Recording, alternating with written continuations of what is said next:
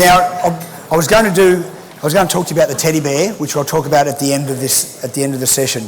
We'll do the teddy bear later, Sue. Okay? Just while we're on a roll.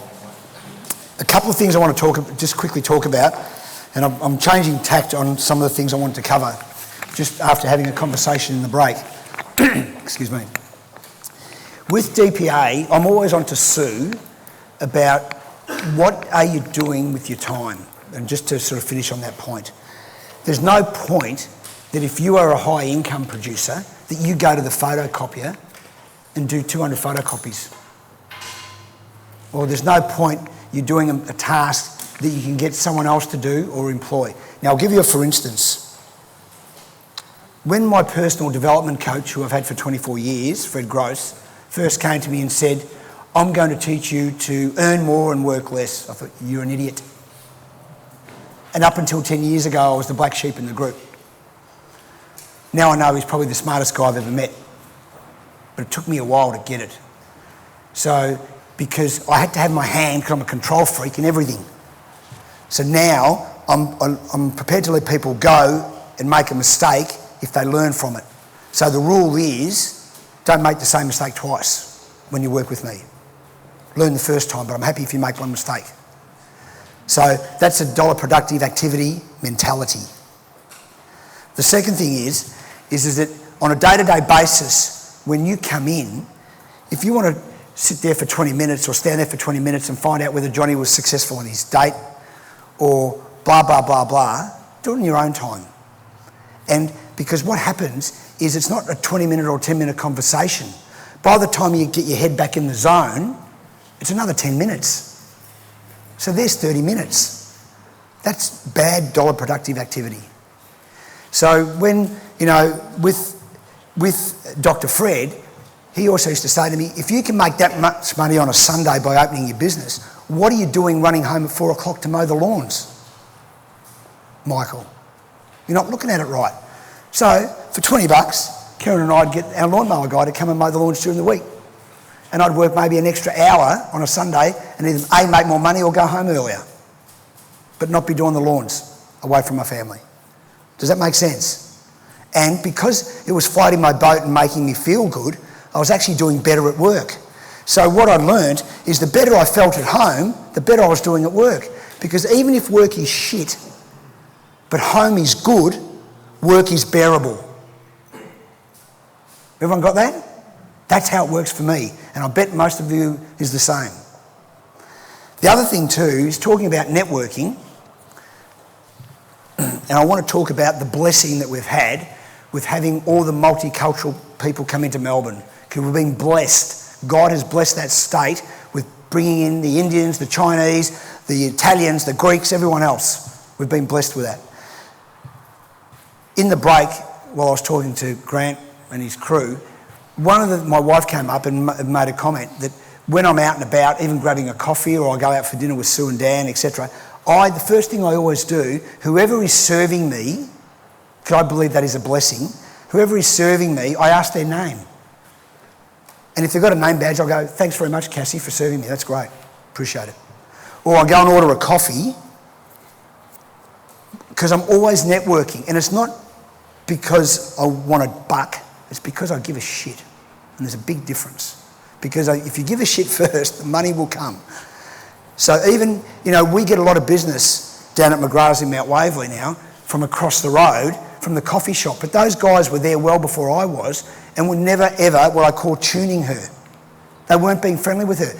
Now, aside from her making crackerjack coffee, and can I tell you, the irony of that is, because I'm fussy with my coffee, the better I get to know Tina, the better the coffee's got. That's what happens, because she loves me. Now she's giving us business, and I don't have to ask for it.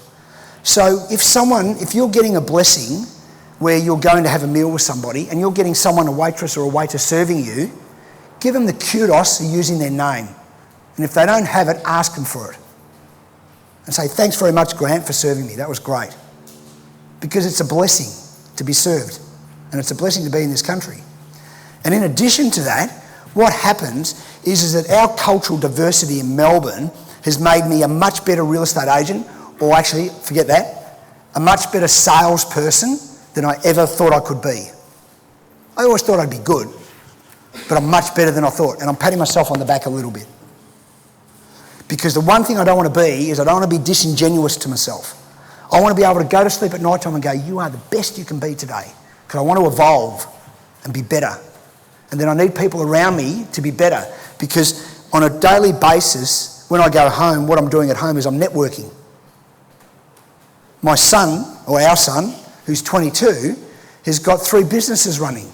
He's 22. He's game on. That's what I call him. I call him G.O.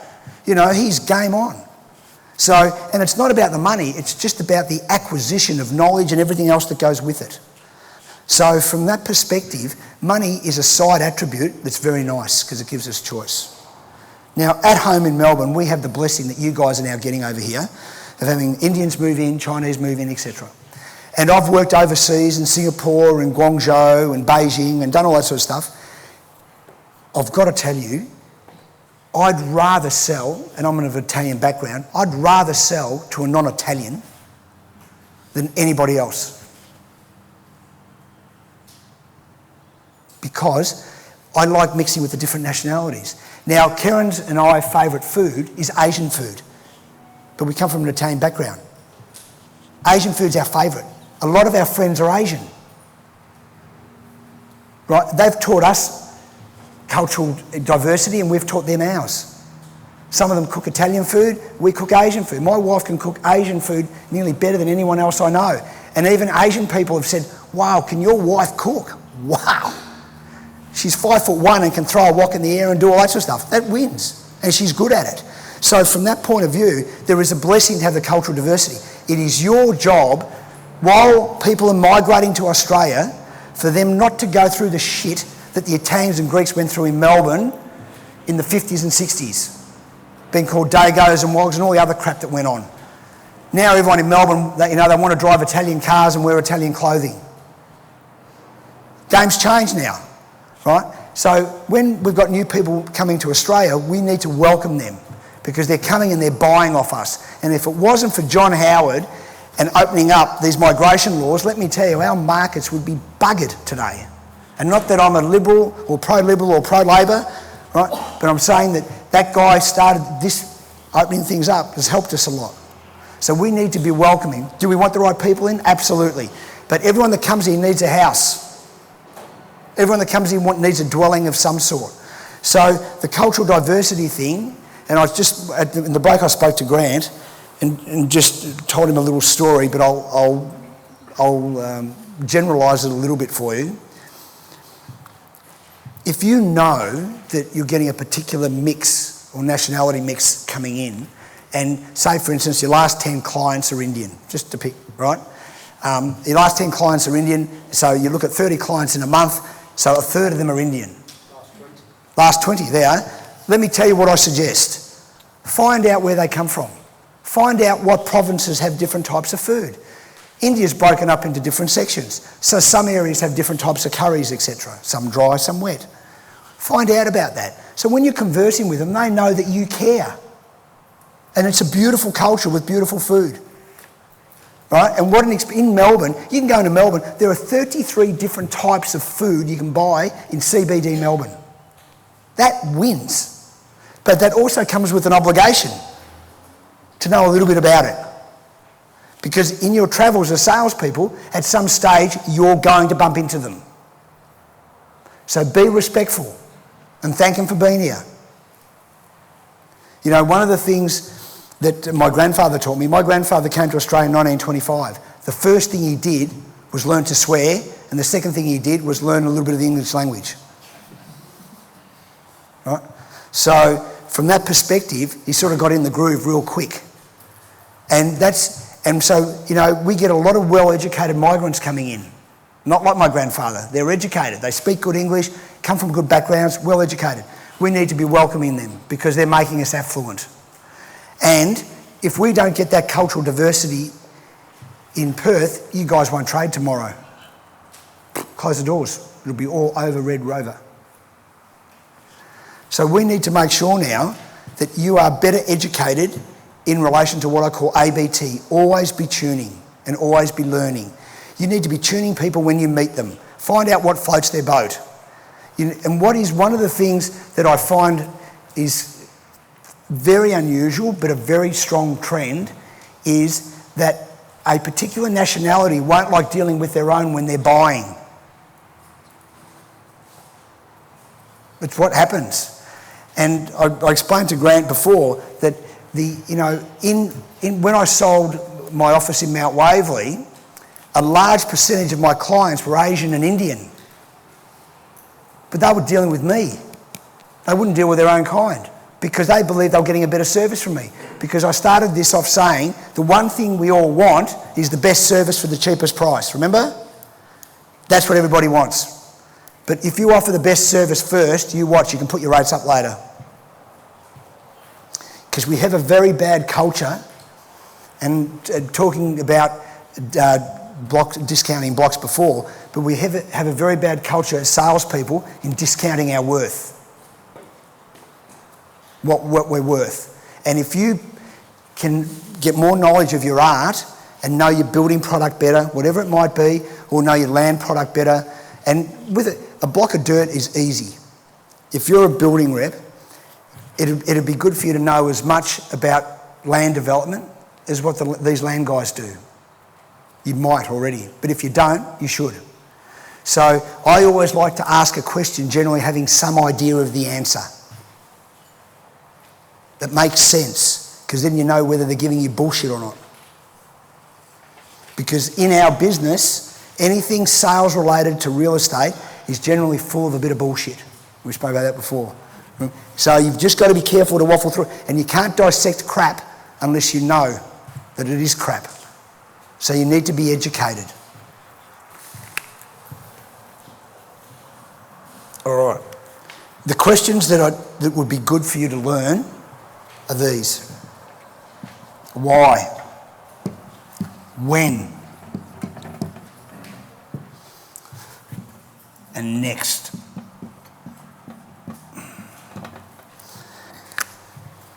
When something is done in a particular fashion, I want to know why. If someone's coming for me to buy and they go, I want a 4-bedroom home with a double garage and no pool, I go, why? Now, the first house I sold, which was at 129 Springvale Road, Glen Waverley, with a purple kitchen, the Asian lady that bought it off me was a very long-standing client now, not then. She was bloody hard work. And she kept berating me about the kitchen, trying to get me down on price. When she came to me though, she wanted a 4-bedroom home with a double garage and no pool. She bought a 3-bedroom home with a pool and a double carport on a main road and on one of Melbourne's busiest. So I learnt the lesson. Don't believe always what you hear. But I didn't blame her, it was my fault because I wasn't asking the right questions. And the first question is why? Why do you want 4 bedrooms? Just as an example. Or if you want a house, why do you want a 2-storey home? If you get the right block, I might be able to build you a nice single-level home and give you what you want. There's all different ways of going about it. And people will respect you for asking. But if you don't ask, you will not get. So you have to ask the question. And you don't be too intrusive, but you ask them. Is there any particular reason you want that? Is you want a 2-storey home?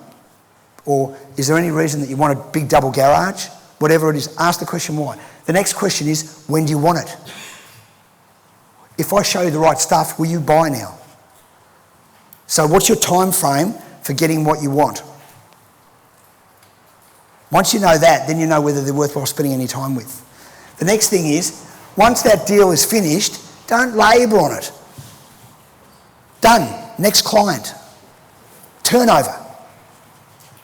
That's what you're on about, right? That word turnover is a great word because that leads me to next. So I want turnover because there's only one of me, so I need to utilise the most important thing that I've got. What's that? Time. Yeah, it's back to that one thing at the start. So our time usage is super, super important. So in that instance, people go to me that know my sales background, go, you were very fortunate because you were only dealing with 6 or 10 clients at any one time. Yeah, but it took me a long time to do that. It didn't happen overnight because what I realised was success, I need to be consistent. So I'd start off utilising 100 or 150 contacts in a month. I eventually got it down to 10 after 15 years of hard practice. I wasn't an expert overnight. Actually, I'm still not an expert. So it took me a long time, but I'd deal with bulk and then worked them out. And then bit by bit, if I'd waste my time with a client, I can only blame myself, because I have another belief I have is if I have an argument with you, and even if I believe you're wrong, if I don't take part responsibility for that argument, I can't rectify my relationship with you. Because otherwise it's your fault, got nothing to do with me, you've got the problem, not me. Can't be like that. Because it takes two to tango. So if you've got a client and you're not getting the right information, you need to change your behaviour. Because everybody wants to be assisted. They want to be helped and nurtured to get to where they need to be. And that's why the networking thing is a priority. Absolute priority. So, you need to learn about other cultures. You need to do that quickly. The other thing you need to do is, there's a very, very big change of emphasis on religions now. And I don't know if you've really noticed, but if you look at the media, religious content is in the media now nearly every day. Going back 10 years ago, very little. And aside from the Catholic Church being berated, and you read stuff about, the American Brethren, and you read all these other things, and I think every religious denomination has some sort of crap in it. But the reality of that is, it is also your responsibility to find out what's going on. And in Melbourne, where our youngest son goes to school, there are a lot of mosques coming up. There's two or three, there's some big ones, and they're multi-million dollars. They are beautiful buildings. So the first thing that would occur to me is I need to find out a bit about their religion, so then I can be respectful to them. So aside from learning about maybe food culture, you need to learn a little bit about religious culture. And it doesn't matter whether you're religious or not. You need to be respectful to the people that want to give you money for service. So you need to learn a little bit about their religion. And they might have days that they can buy and days they can't buy. They might have days that they eat certain types of foods and days they don't. They might have days that they work and days that they don't. So on that score, I say to you, you need to learn. The first business mentor that I had, aside from my father, was a guy called Sol Honig. And the interesting part about him was the day that I started in real estate, Bob, my boss, said to me, these are the authority forms. This is the extent of my training. These are the authority forms. There's a whole lot of unit development behind the shopping centre here in Glen Waverley. Go out and list them. He never gave me the forms. He just said the forms were in the cupboard. So there was pink forms, yellow forms and blue forms. Blue forms were for auction.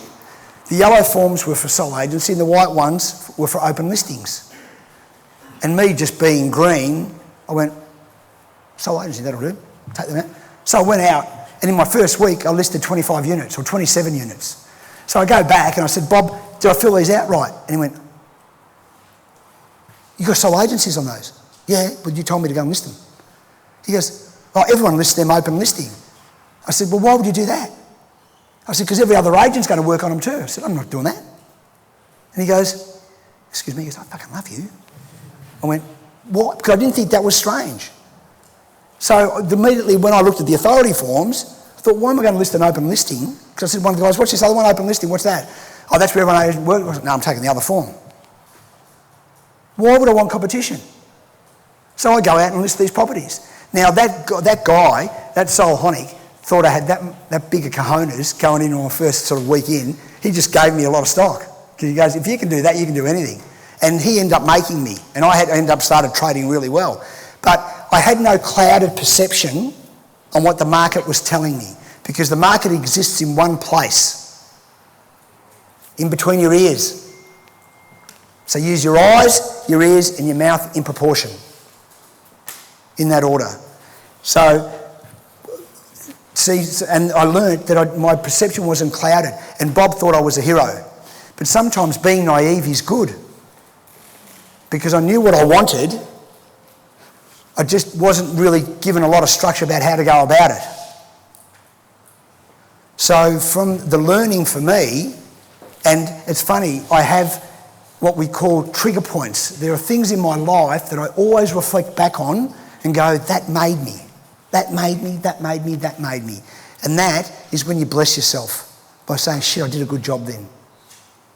Because you need to be thankful to yourself first and you watch other people gravitate to you. Because you need to love yourself and everyone else to love you too. You've heard that saying? It's a bit corny, but it works. And that doesn't mean that you have a big ego. It just means you know you did a good job, and that's okay. So that story about listing those units is very, very true. And Sol Honig and I remained friends for ages. But he taught me one thing that helped me with Dr. Fred. Because by the time I met Dr. Fred, I was already Jewish aware. I knew a bit about the faith. I knew what was important to them. And even though Fred and I took a long time to get to bed in relation to our relationship, because our relationship is very good now, but for a long time it wasn't, the beauty of it was I could relate to him when I first met him though. And he was respectful that I knew a bit about his culture. Because I'd learnt that from Sol. And even sometimes at Christmas, and Jews don't celebrate Christmas like us Catholics, but come Christmas time he'd bring me a Christmas hamper the day before we'd close, Sol. Being respectful to me in return. Now, for a long time, he was my mentor and my friend before he passed. But I've always had a mentor along the way. And sometimes God just gives him to you. They come to you in front of you. It's just, you need to know to open your eyes and have a look and go, this person could be my next mentor. Because we're not meant to be isolated and doing it by ourselves. We're called humans for one reason. We need to network. We're groups of people like we are now. Any questions? Andrew, do you want to ask me any questions? You're all good so far? Yeah, so far I'll let okay. All right. How are we going for time, Joe? All right? Okay. All right. So no questions at this point. Okay, good. Let's...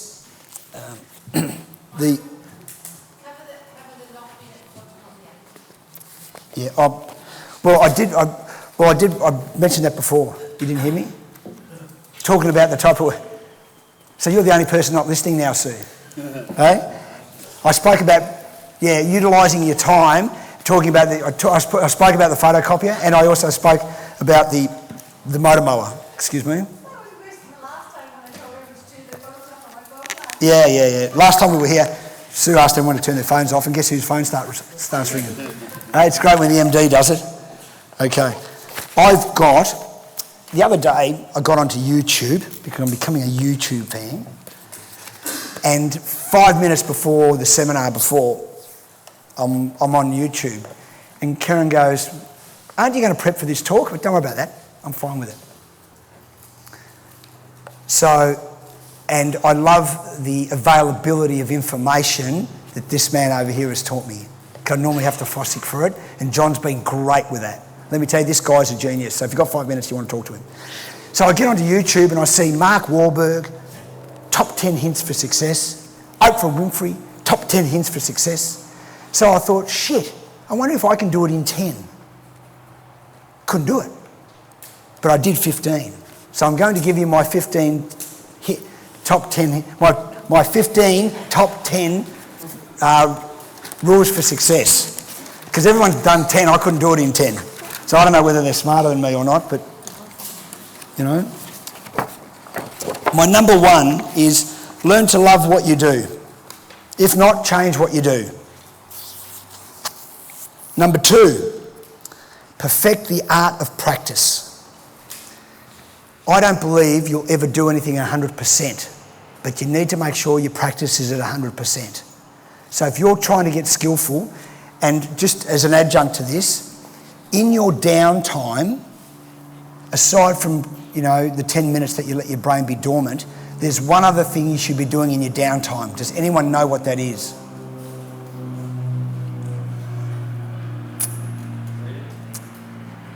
Sorry? Educate yourself. Yeah. One of the things that struck me with McGrath's, and I'll get back to this in a sec. When I spoke to McGrath's, and even when I was doing some work for Century 21, I'd go up to Sydney and you'd have all these agents and building reps and all these people that they were dealing with. And some of them were earning really big coin, but a lot of them didn't know much about their art. And does anyone know who James Dack is? He's the most successful male real estate agent, or was in Australia. And he was a partner in McGrath's. And it's funny, one of the things with this guy, it's very simplistic. He was a great networker, but he also had good family backing with that too. But he was very knowledgeable on what was happening right across Sydney. He was like a walking encyclopedia with information. Now, and he was the only guy that I actually ever walked away from and went, you win in that Sydney market. I was so impressed with him. So, but even John McGrath, who's considered a great real estate agent, a lot of them don't know a lot about their markets. So what I suggest, one of the things there, you've got to really make sure you know what you're selling. And my principle of KSI, knowledge, strategy and implementation, is really important, but knowledge is a priority. So a lot of people don't know their art very well. So in your downtime, you have a responsibility only to yourself to learn more. So whether it's getting on YouTube, whether it's reading, whatever it might be, educate yourself. Learn something you don't know. Michael, will email organise this? Yeah, okay. 3, be multicultural. Know and understand other nationalities you interact with or want to interact with. 4, set goals for yourself and know the goals of those you love. So, as I said to you before, home's got to be good. Then if everything else goes haywire, things are still cool. So, I want my wife to know my goals. I want to know her goals. I want to know my kids' goals. I want to know Sue's goals, Dan's goals, because they're important to me. It's good to know. And remembering too, what happens is that once you start doing that, you find that your speak with each other goes to a higher level. My interaction with Sue is intimate and quality because she knows what I want in my life and vice versa. So we're always working on evolving. It makes my relationship with my friend better because we're intimate. And intimacy we need to grow. Without intimacy, growth is very, very difficult. 5, aspire, strive, do not envy. If someone's doing really well, go and congratulate them and ask them how they did it. Find out. See if they're doing something different to you. 6, use fear to motivate. Don't doubt. Doubt kills. 7, routine. It's really good for mental balance.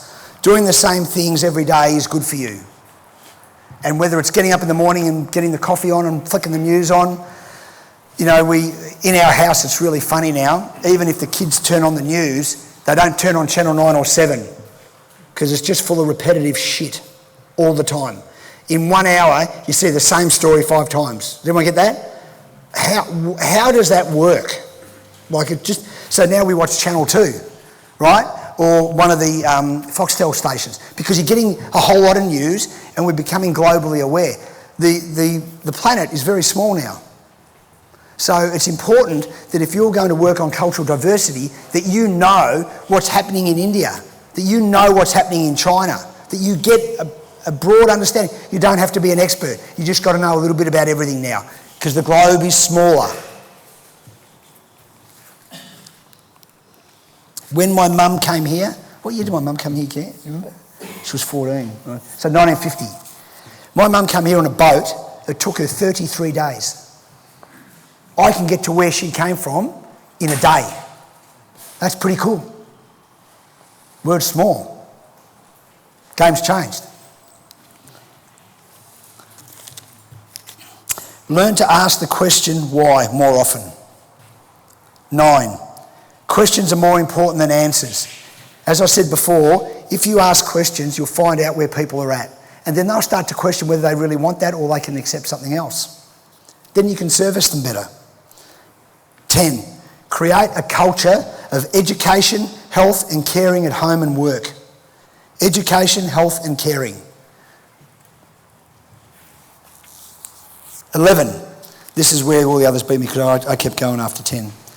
Keep up with technology and its effect on creating, on getting your message out. And that's what John's taught me. I want to get my message out. I need to use media.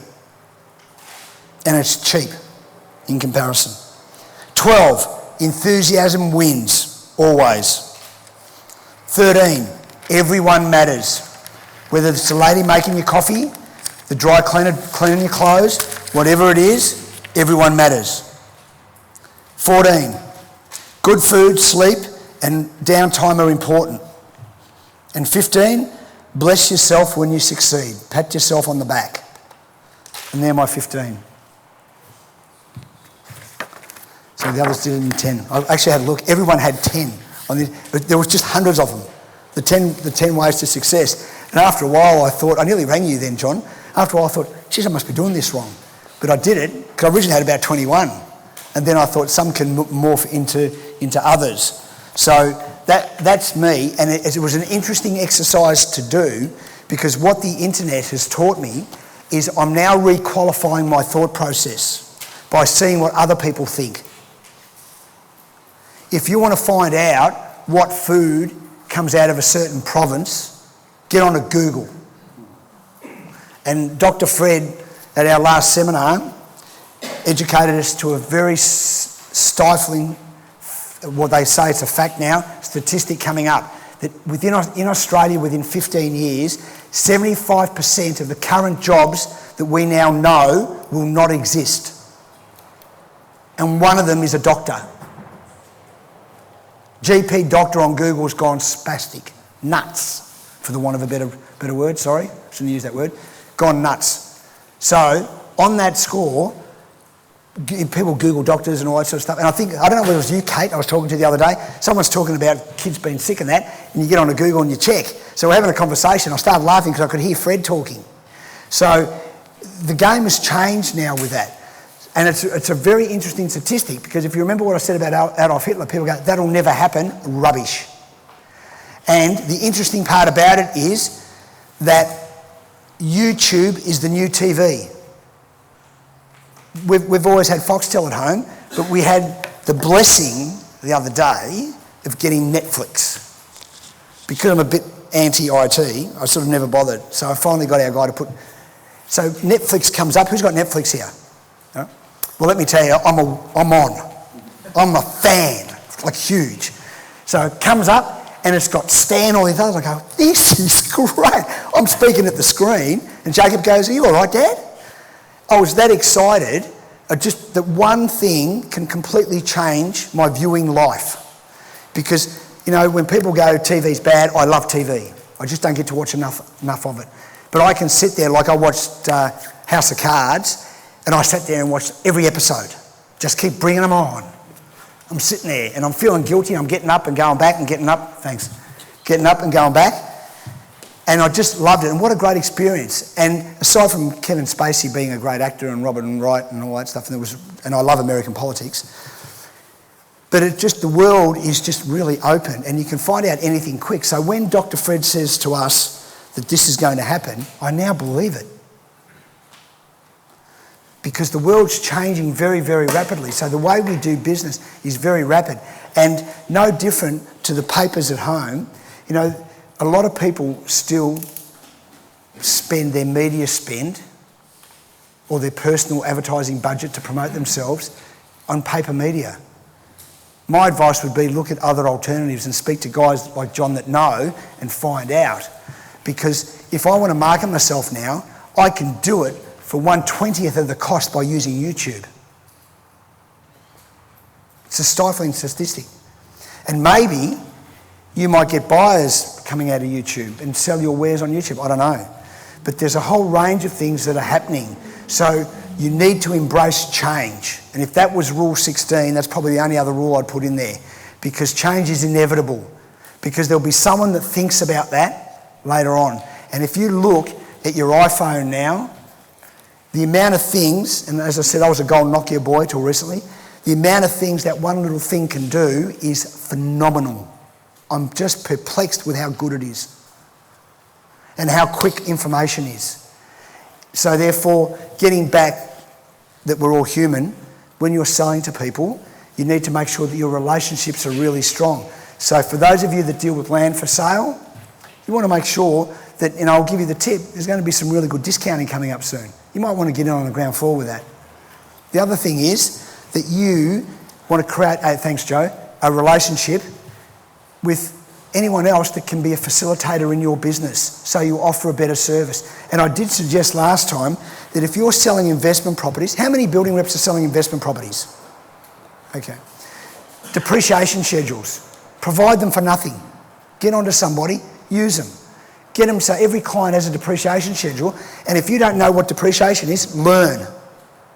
Find out that within the first 5 years you can downwrite nearly everything in the house and save tax. Find out a bit about it. You don't need to be an accountant, you just need to be a bit more au fait with what you're doing. So when I talk about knowledge, you need to find out what the end user wants. What does a person at the end want? If they're buying an investment property, the first thing they want is what? Yeah, return, then capital gain. Now, there is more wealth made from capital gain across the globe than anything else. So you might, my belief is shares are great, and I've done a couple of dollars with shares, but if you want to become affluent, capital gain on real estate is the go. It is a no-brainer. So find out a bit about it. And if you're selling, as a building rep, you're selling an investment property, you need to know about depreciation and all the write-offs that can happen. So when you're selling, if you are $1,000, $2,000, $3,000, $4,000 or $5,000 short on a deal, but you can explain to them the amount of money they can save in depreciation, you might get that deal across. But if you don't understand depreciation and there's a $5,000 gap, you might not. How many people have lost a building deal for less than 5K? Be honest. Yeah, find out then. There's be ways of getting around that, because what will happen is, and this is, I have a very, very adamant belief on this philosophy. And I'll give you an analogy first. You go to the doctor and the doctor's got a sheet on the wall and it says, Monash University, blah, blah, blah, I'm a GP. And you pay him $70 and he gives you a suppository and you go home and stick it up your bum, no questions asked. For $70. In the real estate building industry, we're paid tens of thousands of dollars. So be the expert. Your job, what your requirement is to be the expert in your product, to know everything about it. So if you're selling a house, know about depreciation. Talk to an accountant, get educated, find out things. So therefore, you will bring something to the table that someone else might not. And people will buy off you, even if your product is dearer, if they believe you are the best. Does anyone disagree with that statement? It might take you a while, but if they believe that you know what you're doing, they will buy off you. Because the one thing that buyers want is a word that starts with S. Anyone know what that is? Security. They want to know that you've got your shit together, that you know what's going on. And still 20 years down the track, I will still get old clients of mine ringing me up, wanting to pay me for advice on their next purchase. And no greater compliment have I had than I had 2 weeks ago when I bumped into a guy at an auction, Enzo, and he said to me, do you remember that day, Michael, when my wife came up and abused you for forcing me to buy 2 investment homes? I went, yes, Enzo. And he goes, Trish loves you. And I sold both properties under $300,000 in late 90s when the market was shitty. I needed the deals, but I knew the properties would go up. Those properties are now worth $2 million each. Yeah, I'm a good agent. I know my shit because I knew the area really well. So I changed his life, and that was when he said that. I've still got tingles on the back of my head when I'm talking about it now. I felt great because I'd done the right thing by a good guy. And they still hold me in reverence with that. I changed his lifestyle by giving him great advice, and I pushed him nicely. But he was intoxicated because he thought that I knew what I was talking about. But I did know. I knew all the stats in the area, and I knew what was changing with the bloody demographics, etc.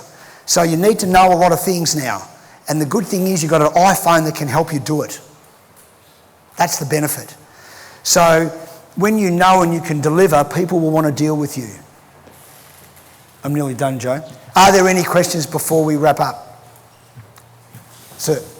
Tell me about the teddy bear. Okay. We're going to do that right now, since you mentioned. Sue,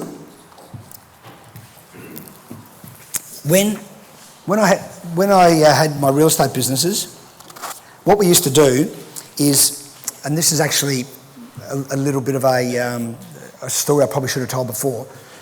What happened is the market in Melbourne shat itself, and we were conducting a lot of auctions, and I've done a lot of them. And what was happening, there is nothing more demeaning and demotivating than going to do 7 auctions on a Saturday and not selling one of them. I've been in that market.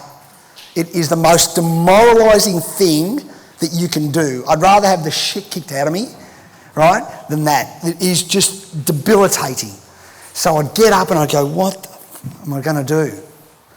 Right? And that was a really hard thing to do. So I went into what I say, I need to be different than be better. Because being a better auctioneer was not getting me any results because the buyers had just dwindled. So what we did is we started auctioning these before the auction to get everyone in the mode. So I'd start off, as I'm about to do right now, and go, folks, we're going to give the money that you guys are about to pull out of your pockets right now to the non-profit organisation, right, for reforming of and abandoned pets in WA. It's in Joondalup. Right, so the money that you're going to spend right now at this about next 2 minutes is going to go to pet care, right? One of Sue's charities. So we started auctioning teddy bears before auctions. We raised $88,000 in the first year for Kids Helpline. Guess what started happening at our auctions? It started selling. And that was our original goal, but we did good with it. So what happened is that, and without being arrogant, is that in all my auction rhetoric and all that stuff, I was an educator and a facilitator of information. So when it would take me 12 minutes to get a bid at an auction, I wouldn't fill it with, please give me a bid. I would fill it with real estate stats because I was the expert. And eventually people would turn around and go, shit, I'm going to buy a house off this guy because this guy's got his shit together. And that's what started happening. So I would fill the air with stats and tell people why they should buy, right? But we started off with this. So I'm going to say, who would like to give me an opening bid for the teddy bear? $100. Great. At $100, I want 120. 120? Thanks. $120? Do I see 140 anywhere? Come on, guys. 140. $120 I have. At 120, 120, 140 at the back. Against you and you, sir. At 140. At 140. At 160. 60, yeah? Good. $20 bids. At 160. At 160, 180. At 180, can I say? 160, first call. Come on, folks. There's more than that here. 160, second call. 160, third and final call. What's your name, sir? Roger. Thanks, Roger. You've sold it. Or you've bought it, I should say. Sold to you. Thanks very much. Thanks for listening, folks. Let's have a drink.